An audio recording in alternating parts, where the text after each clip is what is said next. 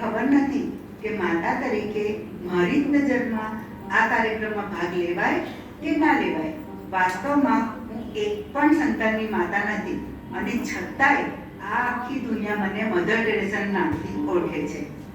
આ તકનો લાભ લઈ મને દીન દુખિયાઓની સેવા કરવાનો અવસર આપવા બદલ ઓલમાઇટી જીસસ ક્રાઇસ્ટનો, મારી સાથે ચાલનાર સૌ સાથીઓનો અને મારામાં વિશ્વાસ મૂકનાર બધા જ જરૂરિયાતમંદોનો હું આભાર માનું છું. આ બધા પ્રકૃતિને અનુસરીને 1, 2 કે 100 સંતાનોની માતા બની શકાય.